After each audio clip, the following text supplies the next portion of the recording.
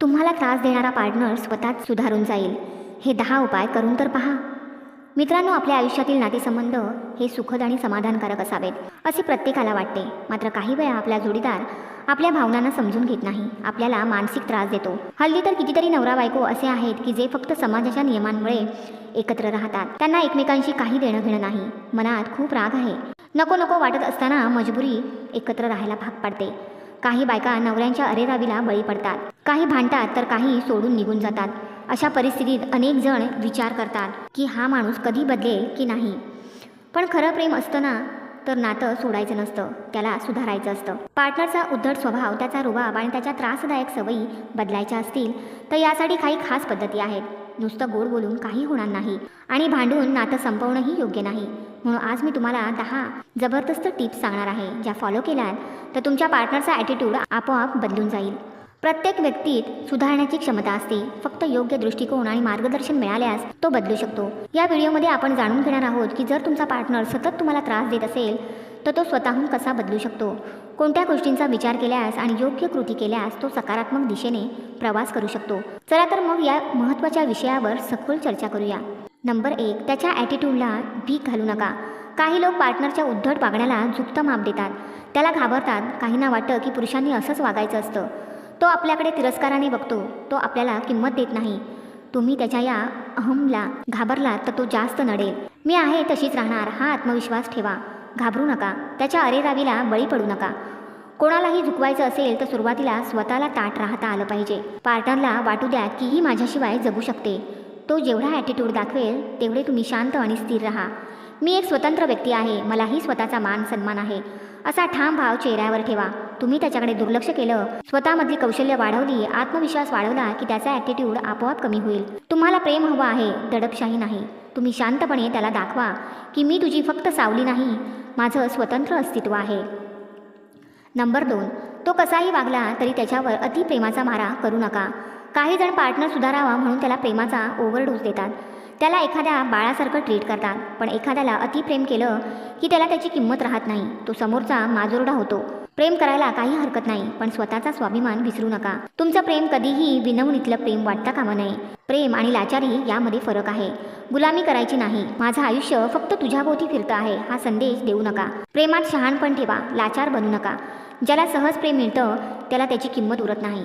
Partner तुम्हाला लाथ मारेल आणि तुम्ही हसून स्वीकाराल, असं करू नका. प्रेमामुळे माणूस घडतो, पण तेच गरज बनलं की अधोगती होऊ लागते. नंबर 3, त्रास देणाऱ्याला हरवायचं असेल तर कधीकधी त्याला त्याच्याच भाषेत उत्तर द्यावं लागतं. समोरचा जर सतत उद्धटपणे वागत असेल तर गोड बोलून उपयोग नाही. त्याच्या दरपोक्तींना तुम्हीही तितक्याच ताकदीने उत्तर द्या. तो जर तुम्हाला किंमत देत नसेल तर तुम्हीही त्याच्या सतत मागे पुढे करू नका. तो जर म्हणत असेल की तुझ्याशिवाय माझं काही अडत नाही तर मग माझ्याशिवाय राहून बघ हा दृष्टिकोन ठेवा. तो मुद्दाम तुम्हाला दुर्लक्षित करतोय, मग त्यालाही तसेच वागून दाखवा. समोरच्याने कितीही कूल असल्याचा आव आणला तरी त्याला तोडीस तोड मिळाली की अक्कल ठिकाणावर येते. यासाठी भांडण न करता पद्धतशीर वागून फक्त तुमचं अस्तित्व ठणकावून सांगा. काही लोक प्रेमाच्या नावाखाली तुम्हाला गुलाम बनवतात. तुम्ही कधीही होयबा बनायचं नाही. जेव्हा तुम्हीही तितकाच योग्य ॲटिट्यूड दाखवता तेव्हा त्याला कळतं की तुमच्याशिवाय त्याचं पानही हलत नाही. नंबर 4, त्याला कमी समजू नका, पण स्वतःलाही कमी लेखू नका. नात्यात दोघेही तितकेच महत्त्वाचे असतात. काही लोक पार्टनरच्या ॲटिट्यूड समोर स्वतःला अगदी नगण्य समजतात, पण खरं प्रेम तेच असतं जिथे दोघेही समान असतात. तो जर स्वतःला बॉस समजत असेल तर त्याला समजावा की हे नातं एकमेकांना समजून घेण्याचं आहे, यात कोणाचीही मालकी नसते. स्वतःला कमी लेखू नका. त्याला समजावा की तुमच्याशिवायही त्याचं काहीही शक्य नाही. तुम्ही जर सतत त्याच्या प्रत्येक शब्दाला मान डोलवत राहिला तर त्याचा ॲटिट्यूड कधीही कमी होणार नाही. त्याला वाटू द्या की ही माझ्याशिवाय ही सुखी राहू शकते. एकदा त्याला तुमची किंमत कळली की त्याच्या स्वभावात फरक पडायला सुरुवात होईल. नंबर 5, त्याच्या चुका दाखवा, पण योग्य वेळी. सत्य सांगायचं असतं पण हुशारीने. काही लोक नात्यात काय चुकतं आहे हे ओळखतात पण सांगायला घाबरतात. घाबरू नका, पण त्याच्यावर थेट हल्ला करण्याऐवजी योग्य वेळी बोलून दाखवा. एखाद्या शांत क्षणी त्याला विचारा की मी असं वागले तर तुला कसं वाटेल. जर तो तुच्छतेने हसला तर त्याला त्याच्या शब्दात उत्तर द्या. जर तो चूक कबूल करत असेल तरी त्याच्या वागण्याचा काय परिणाम होईल हे त्याला सांगा. थेट हल्ले करणे टाळा, कारण काही लोक बचावात्मक होतात आणि अजून वाईट वागतात. त्याला त्याचाच आरसा दाखवा, पण संयमाने. नंबर 6, तुमचं आयुष्य फक्त त्याच्याभोवतीच फिरू देऊ नका. त्याला समजावा की तुम्ही फक्त त्याच्यासाठी जगत नाहीत. काही लोक नात्यात पडले की स्वतःला पूर्णपणे विसरतात. त्याचा फायदा घेतला जातो कारण तुम्ही त्यांना सहज उपलब्ध होता. तुम्हाला आनंद मिळवण्यासाठी पार्टनरची गरज असते, पण तोच सगळं विश्व नाही.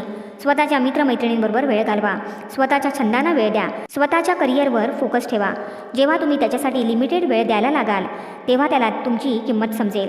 काही लोक फक्त त्याचा स्वार्थ पूर्ण करण्यासाठी तुम्हाला कंट्रोल करतात. त्याला समजलं पाहिजे की तुम्ही त्याच्या कृपेने जगत नाही. तुम्हाला तुमचं स्वतःचं आयुष्य आहे. जेव्हा तुम्ही स्वतःला प्राधान्य द्याल तेव्हा तोही तुमची किंमत करायला शिकेल. नंबर 7, त्याच्या वागण्याचा परिणाम त्याला भोगू द्या. तो चुकीचा वागत असेल तर त्याला त्याची शिक्षा मिळू द्या. काही वेळा लोक चुकीचे वागतात पण तुम्ही त्यांना माफ करता आणि विसरून जाता. असं केलं की ते परत तसंच वागतात कारण त्यांना त्याचा परिणाम जाणवत नाही. जर तो अरेरावीने वागत असेल तर त्याला समजावा की तुम्ही त्याच्या तालावर नाचणार नाहीत. जर त्याला वाटत असेल की ती काही बोलत नाही तर त्याला ते वाटू द्या की तुम्ही आता त्याचं ऐकणार नाही. लोक काही वेळा फक्त त्यांना जे हवे ते मिळतंय म्हणून तुमच्याकडे राहतात.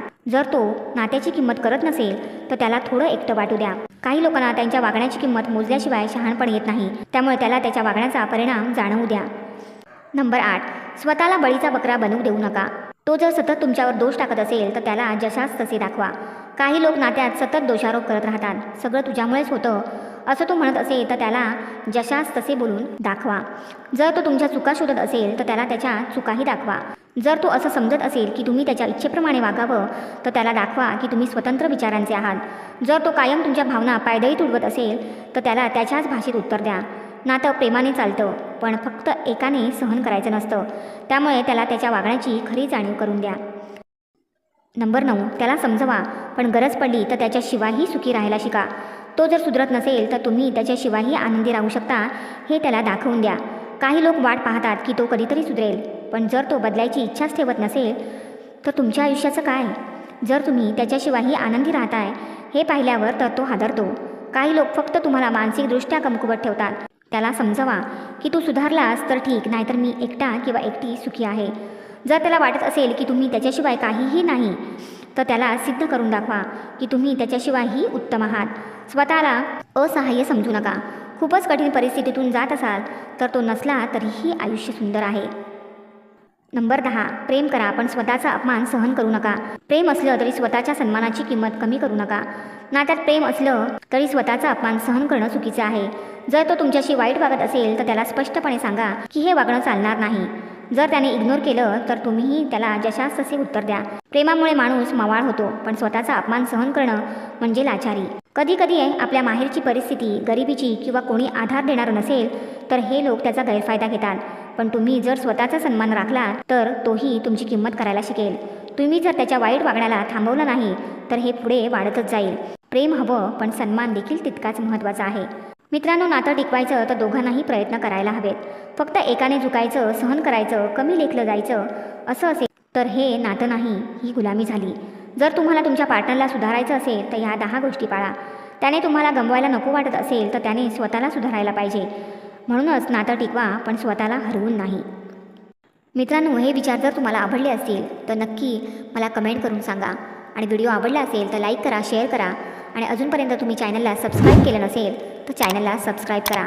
तोपर्यंत थँक्यू फ्रेंड्स, थँक्यू युनिवर्स.